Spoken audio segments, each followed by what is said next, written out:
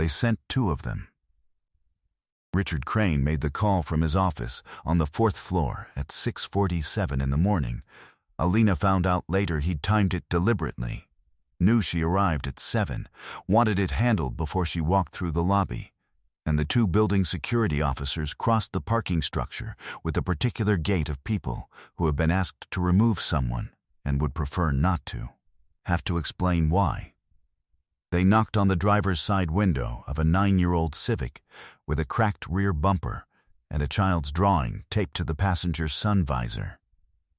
The man inside was awake before their knuckles touched the glass. Alina Vasquez had come in early. She did that sometimes. The hour between 6 and 7 was quiet in a way the rest of the day never was, and she used it to think without being interrupted. She'd seen the Civic before. Twice in the past week. Same spot, northwest corner of the structure where the overnight camera had a blind spot she'd been meaning to flag to facilities. She'd assumed it was a delivery driver catching sleep between routes. She was in the lobby, coffee in hand, when she saw the security officers cross toward the northwest corner. She followed. The man who got out of the Civic when the officers knocked was tall, mid-30s, in a dark jacket that had done overnight duty as a blanket. He had the particular alertness of someone who had not been deeply asleep, not groggy, already present, already reading the situation as it arrived. He put his hands in his jacket pockets. Said something to the officers that Alina couldn't hear from her distance. One of them shook his head. What Richard Crane hadn't counted on was Alina arriving 12 minutes early. What neither of the security officers knew was that the man they'd been sent to remove had spent 4 years as Vasquez Systems' head of information security, had designed the access protocol they used to badge into this very parking structure, and was currently carrying on a laptop in the back seat of that Civic documentation of a data exfiltration operation that would, if completed, cost Vasquez Systems 31 client contracts, $4, $2 million in proprietary research, and the kind of reputational damage that companies wrote postmortems about and did not recover from. What Alina Vasquez didn't know, yet, was that the man her CFO had just tried to have removed from the premises was the only reason any of that data was still there to protect. She set down her coffee on the lobby desk, pushed through the door to the parking structure. "Hold on," she said. Marcus Webb had been head of information security at Vasquez Systems for 4 years and 3 months. He'd built the department from 2 people and a reactive posture into a team of 7 with proactive monitoring, a 24-hour incident response protocol, and the specific culture of people who took pride in finding problems before the problems found anyone else. He'd hired well. He'd trained carefully. He'd stayed late and come in on weekends not because anyone required it, but because it was his name on the department, and he took that seriously. He'd been let go on a Tuesday. Richard Crane had delivered it personally, a courtesy, he'd said, given Marcus's tenure. The reason? A structural reorganization of the technology budget. The security function would be absorbed into it under a new consolidated structure. Marcus's role was eliminated. He'd have 3 weeks of transition. His badge would be deactivated at end of business Friday. Marcus had listened, said almost nothing. Packed his desk that afternoon, said goodbye to his team with the efficiency of someone who needed to get out of the building before they saw his face change. He'd driven home.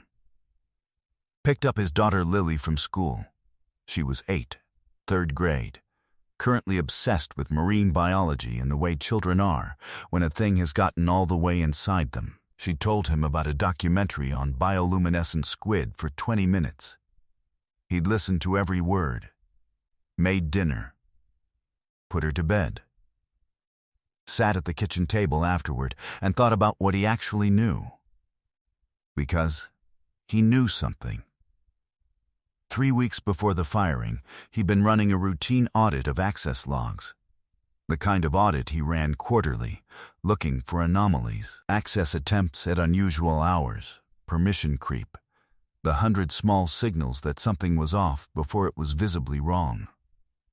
He'd found a pattern. A set of senior-level credentials accessing research files at 11 p.m. to 1 a.m.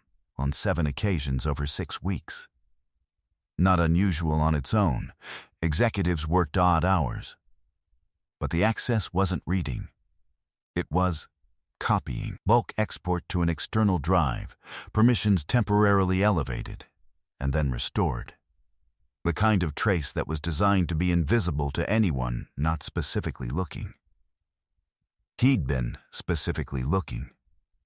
He'd flagged it internally to the security team.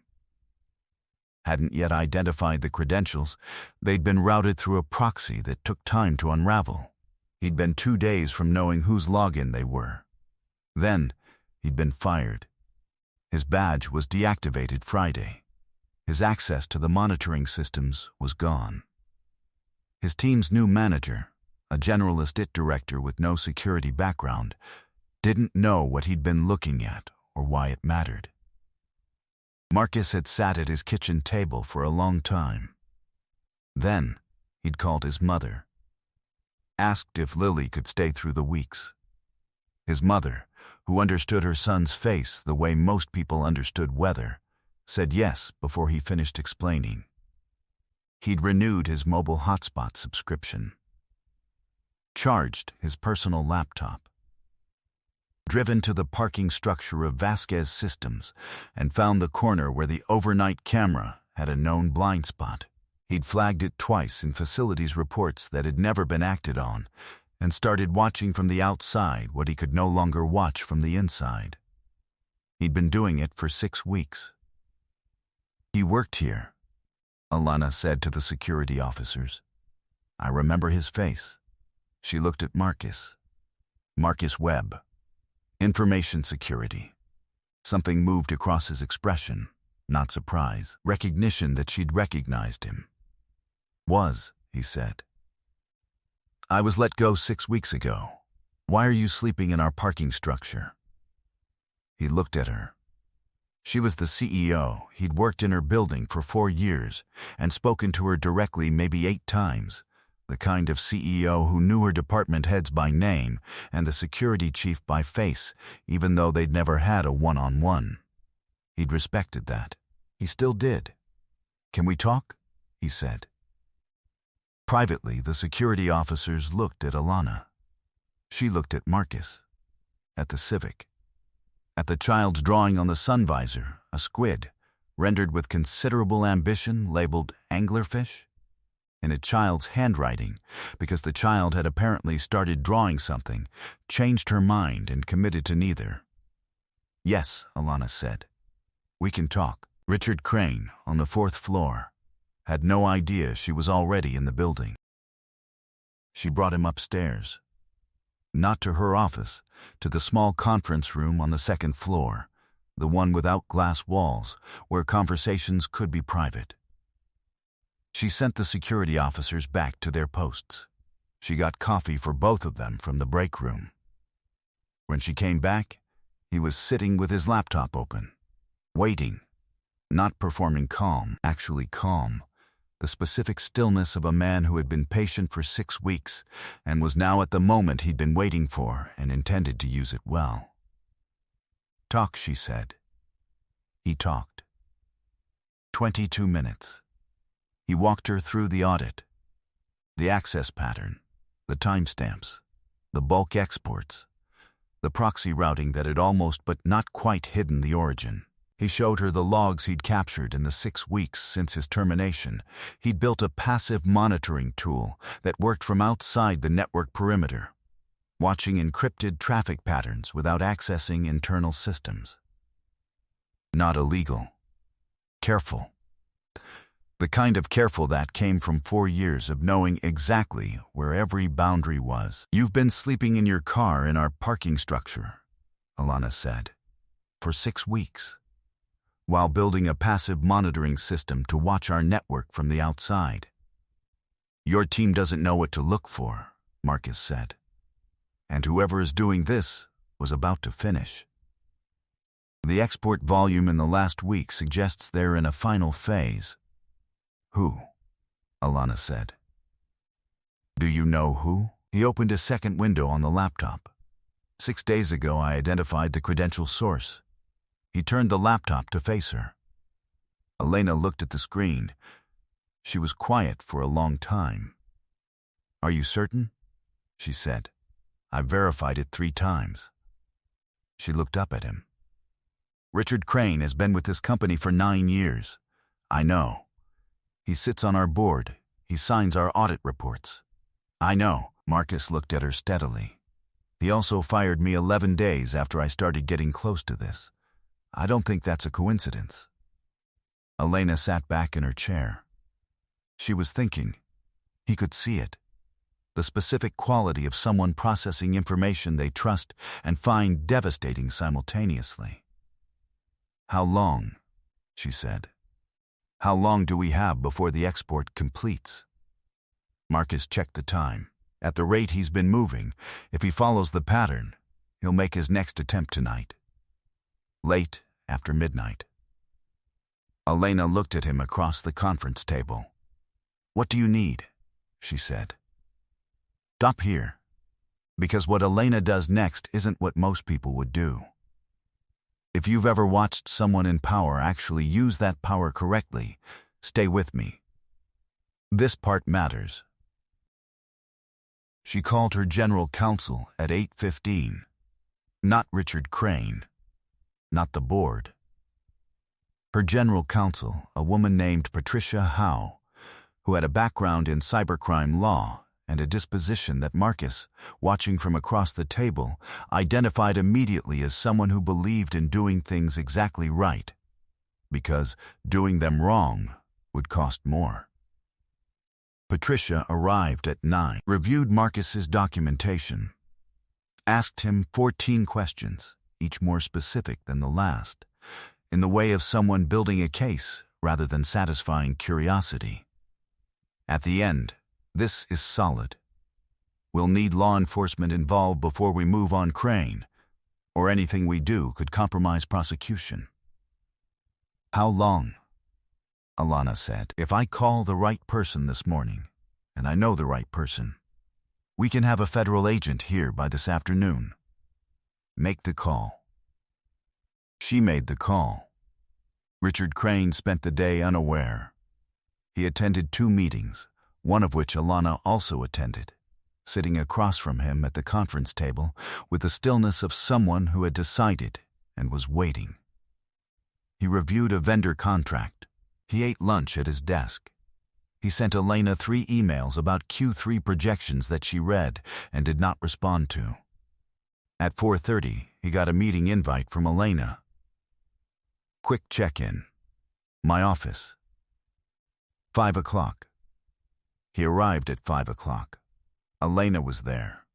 Patricia Howe was there. A federal agent whose name was Agent Reyes was there, in the corner, in the specific posture of someone who had been here before and knew how it went. Richard Crane stopped in the doorway.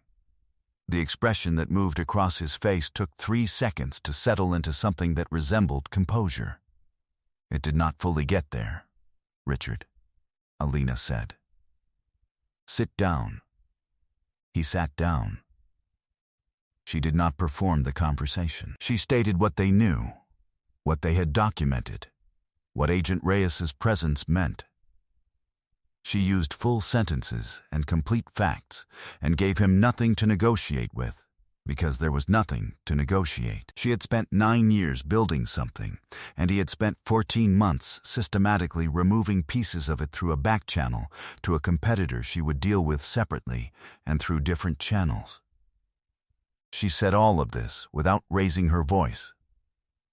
When she finished, Richard Crane looked at the table. I want a lawyer, he said. You're entitled to one, Elena said. Patricia will explain what happens next. She stood, left the room.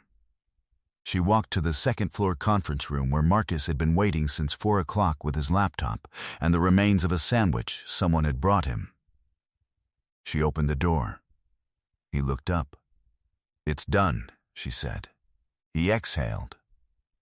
Once, the specific exhale of a man who has been holding something for a long time. "Your team," he said. "They don't know what happened yet. The new IT director doesn't. I'm going to need someone to brief them," Elena said. "Tonight, and restructure the monitoring protocol so this can't happen again." She looked at him. "I'd like that someone to be you, if you're willing." He looked at her. "My badge has been deactivated. I'm aware." She set a temporary access card on the table. "I printed it this morning, after the parking structure." He looked at the card for a moment. "My daughter," he said. "She's at my mother's. Call her. Take whatever time you need. The briefing can be tomorrow morning. I should go get her tonight. Then go get her." Elena looked at him. "And Marcus, your car. Is that temporary?" he said. "It was a choice, not a circumstance. I needed to be close to the building, and I didn't want to explain why to anyone." He paused. "I have an apartment. I just haven't been sleeping there." "Okay," she said, simply, without the performance of relief that would have embarrassed both of them. "Thank you," he said, "for coming to the parking structure." "For not," he stopped. "You were protecting something that matters," she said. "The least I could do was listen." Richard Crane's resignation was announced the following Monday. The internal communication cited personal reasons. The board, briefed in a special session by Elena and Patricia, voted to retain outside counsel for a full audit of financial access over the previous 18 months.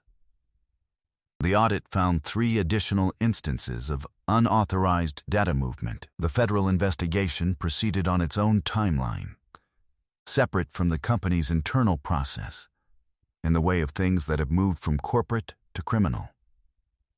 The competitor who had received the data, a firm called Meridian Analytics, which Marcus had identified from traffic analysis 2 weeks before the confrontation, received a letter from Patricia's firm that was, as Patricia described it to Elena, the kind of letter that makes people call their own lawyers immediately and without delay. Meridian Analytics called their lawyers immediately and without delay. Negotiations regarding return of materials and liability were ongoing and trending in Vasquez Systems' favor. Crane's access to the building was revoked the same afternoon he was walked out. His name was removed from the directory. The office was reassigned to a senior engineer who had been working from a smaller space for 2 years and received the news with visible disbelief, and then quiet delight. Marcus's role was reinstated at the end of the first week. Not as he'd left it. The security team had grown during his absence, awkwardly, in the wrong directions, and the restructuring required real thought. His title changed, Chief Security Officer, reporting directly to Elena, with board-level access to audit reports that Richard Crane had apparently been editing before they reached her.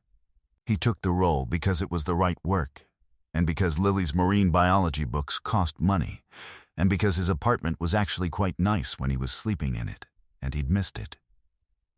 But mostly because it was the right work. Lily met Elena 6 weeks later.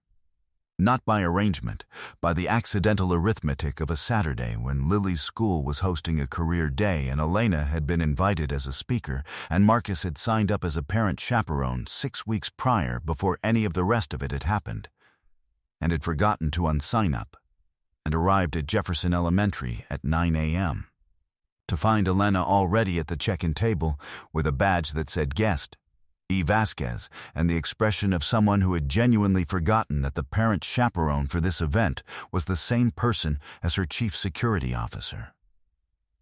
"Huh," Elena said. "Yeah," Marcus said. They worked the morning together. Elena talked to third graders about starting companies with the specific directness she applied to everything, not talking down, not performing simplicity, just finding the true thing and saying it.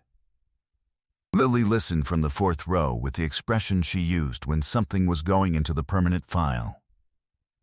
At lunch, school cafeteria, folding tables, the institutional pizza that Marcus privately identified as a crime against Flower, Lily sat across from Elena and opened, without preamble, with, "My dad says you believed him when other people wouldn't have." "Why?" Elena looked at her, then at Marcus, then back at Lily. "Because he had evidence and a reason," she said, "and because someone's sleeping in a parking structure for 6 weeks to protect something they don't even work for anymore. That's not nothing. That's someone who means it." Lily thought about this. "He does that," she said. "Means things. Most people don't, I think. But he does." "I know," Elena said. "He told me about you," Lily said. "He said you walked out to the parking structure instead of just watching from the lobby. He said most people would have just watched." "I almost just watched," Elena said honestly. "But you didn't." "No, I didn't."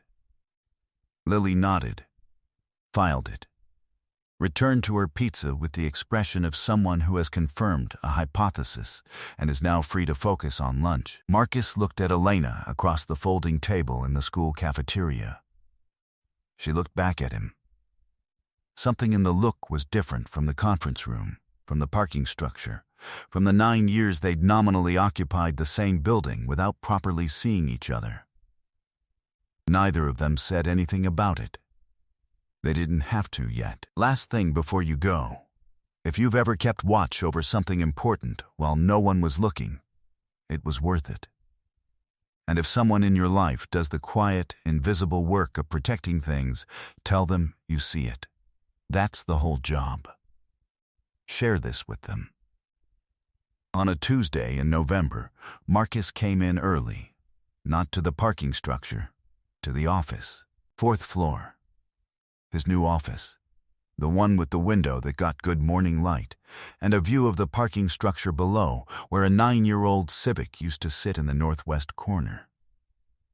He made coffee, pulled up the overnight monitoring logs, read them with the particular attention of someone for whom this was not a job but a practice, the same daily tending, the same looking for the thing before the thing could look for anyone else. Clean, all of it. He sat back, looked at the window, at the parking structure, at his phone, a text from Lily.